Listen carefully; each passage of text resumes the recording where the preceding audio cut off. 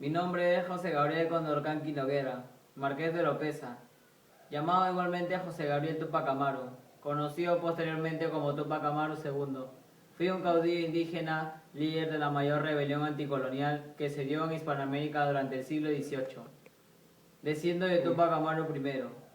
Lideré la denominada Gran Rebelión que se desarrolló en el Virreinato del Perú, pertenecientes al Reino de España.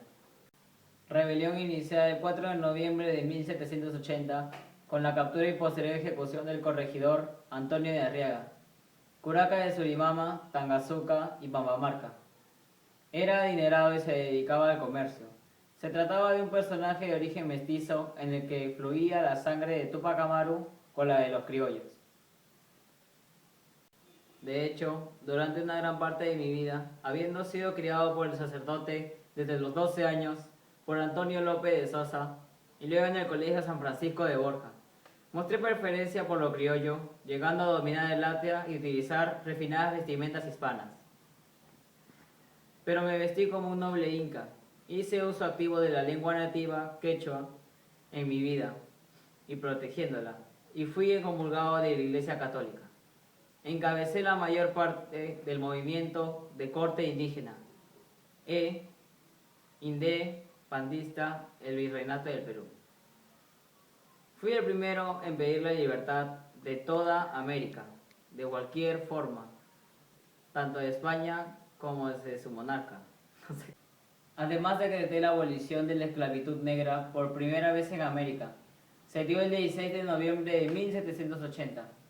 Su movimiento constituyó un parteaguas debido al cual las autoridades coloniales eliminaron a la ya escasa clase indígena noble y acrecentaron la represión contra la andina por el temor de que algo se repitiese. En Perú ha sido reconocido como el fundador de la identidad nacional peruana.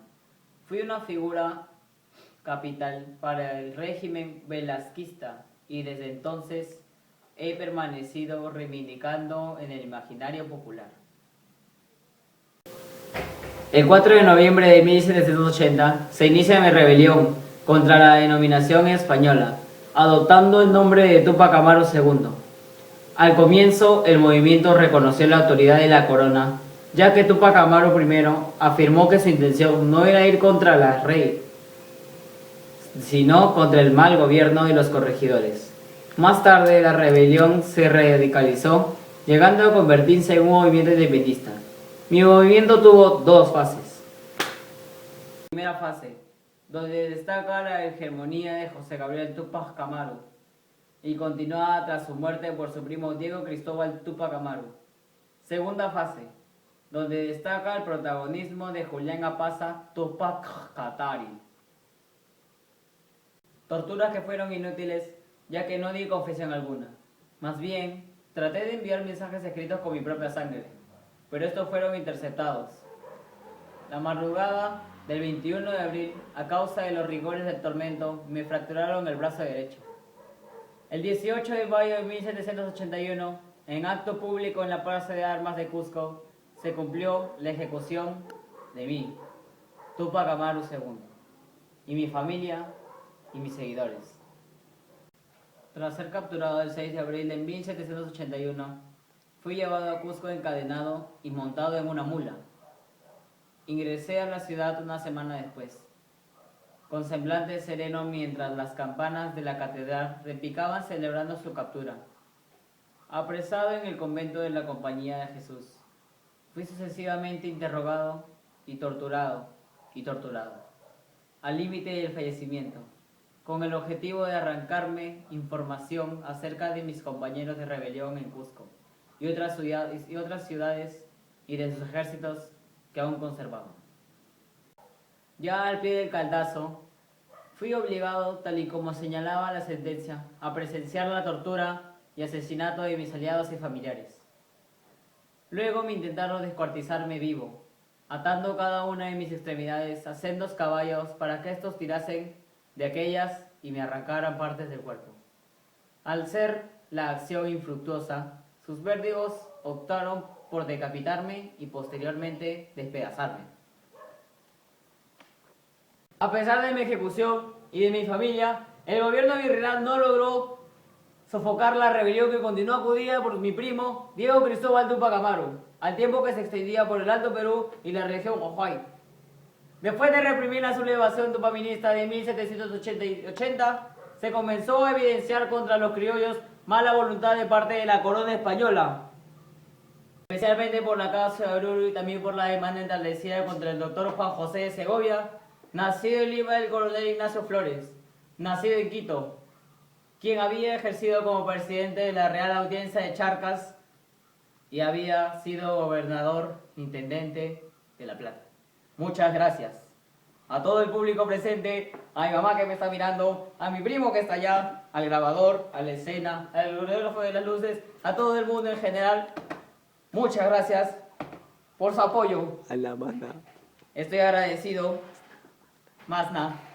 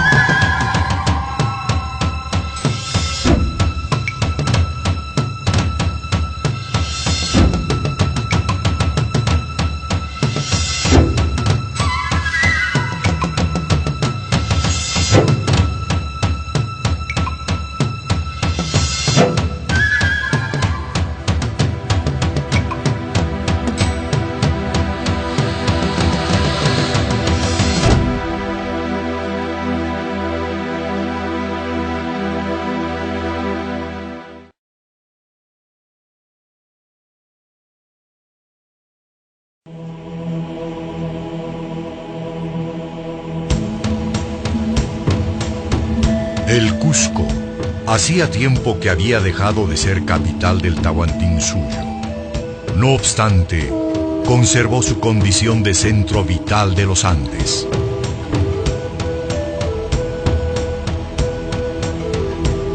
En 1780, el Cusco fue escenario de la más grande rebelión contra el poder español, liderada por un descendiente inca, José Gabriel Tupac Amaru.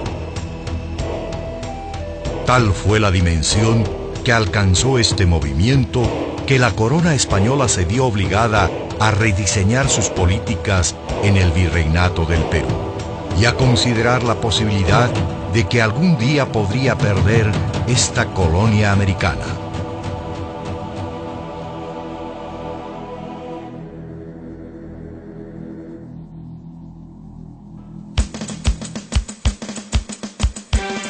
José Gabriel Tupac Amaru nació el 19 de marzo de 1738 en la localidad de Surimana, hoy provincia de Canas. Fue hijo de Miguel Condorcanqui y de Rosa Noguera, pertenecientes a la nobleza indígena regional. Durante su infancia aprendió el quechua, el castellano y recibió el legado de la tradición familiar. Su educación estuvo a cargo de Carlos Rodríguez, párroco de Yanaoca, donde habría leído los comentarios reales de los incas, obra que inspiraría años más tarde su rebelión. A los 12 años de edad, José Gabriel perdió a su progenitor y quedó como legítimo heredero del cacicazgo de Tungazuca, Surimana y Pampamarca, función que asumió al cumplir la mayoría de edad, con equidad y justicia, favoreciendo siempre a los más necesitados.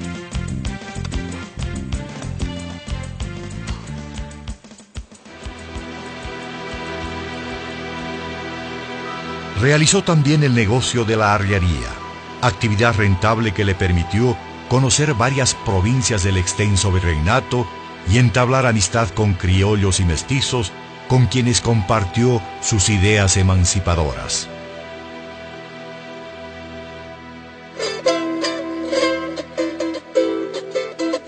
A los 22 años, Tupac Amaru Se casó con Micaela Bastidas Puyucawa, con quien tuvo 3 hijos, Hipólito, Mariano y Fernando.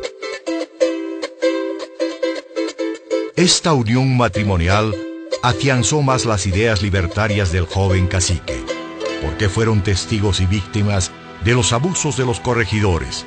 Vieron cómo sus paisanos eran llevados a los obrajes y al infierno de la mina de Potosí. En 1777, el caudillo viajó a Lima a reclamar su derecho al marquesado de Oropesa y a denunciar los abusos que los corregidores cometían contra los naturales de su jurisdicción, siendo su petición rechazada. Viendo que por la vía judicial no pudo obtener la justicia social, decidió poner en marcha su proyecto de levantamiento general contra el sistema colonial opresivo. 1780 fue un año memorable, porque se dio inicio al proceso de nuestra independencia. El 4 de noviembre, Túpac Amaru y sus huestes capturaron en Tinta al corregidor Antonio Arriaga y lo trasladaron a Tungazuca para ser enjuiciado por los delitos de defraudación de la hacienda pública y por cometer graves abusos contra los indígenas. Luego de 6 días, fue ejecutado. Tras este hecho, Túpac Amaru se dirigió a la población dando a conocer su plan político que instauraría un gobierno nacional representativo de la heterogénea población del Perú y su intención de encabezar un movimiento libertario para lograr este objetivo.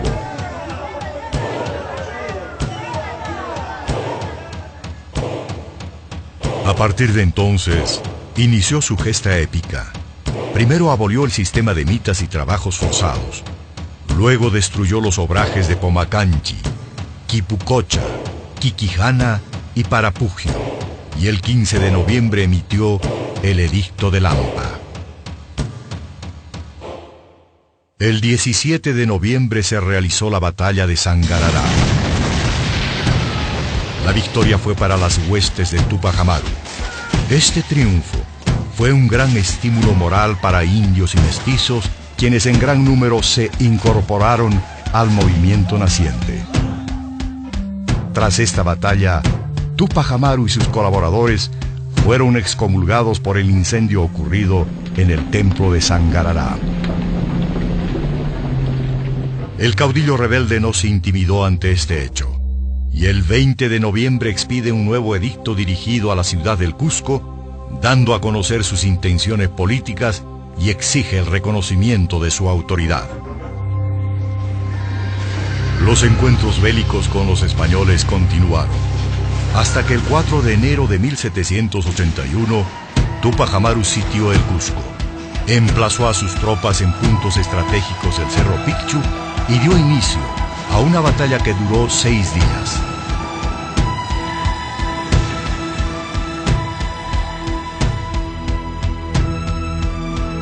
Hasta que el 9 de enero se retiró rumbo a Tinta debido a la traición de algunos caciques indígenas y por la negativa de las autoridades coloniales por entregar el Cusco.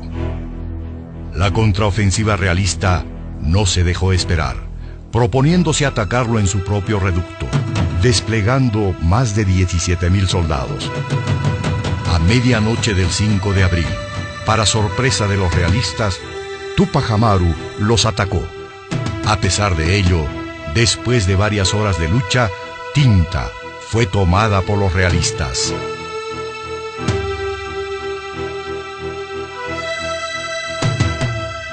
Traicionado por sus propios partidarios, Túpac Amaru fue capturado en la localidad de Langui.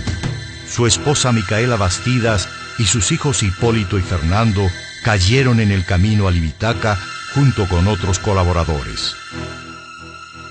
Durante su captura se le encontraría el bando de la coronación, en el que se autoproclamaba Inca Rey del Perú, documento que agravaría su situación y le ocasionaría el más terrible castigo. Los prisioneros fueron encadenados y trasladados al Cusco, el 14 de abril, siendo encerrados en el convento de los jesuitas.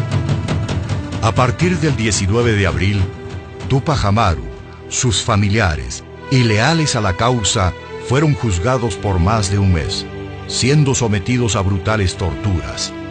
En una de esas sesiones, el caudillo encaró al visitador Areche con estas memorables palabras. Los únicos culpables. Los únicos culpables somos vos y yo. Vos por opresor del pueblo y yo por haber tratado de libertarlo de tanta tiranía.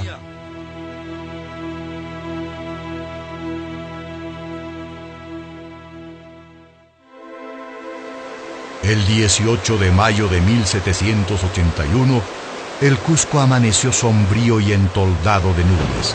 Muchos patriotas fueron ajusticiados.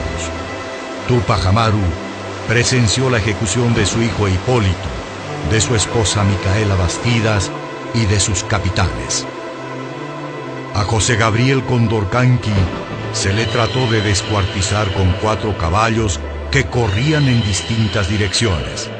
Pero como esto no fue posible, debido a la gran fortaleza del rebelde, el cruel Areche ordenó su descuartizamiento. Los cuerpos de los sublevados fueron esparcidos como señal de escarmiento. Sin embargo, la llama de la revolución seguiría viva hasta lograr la independencia del Perú.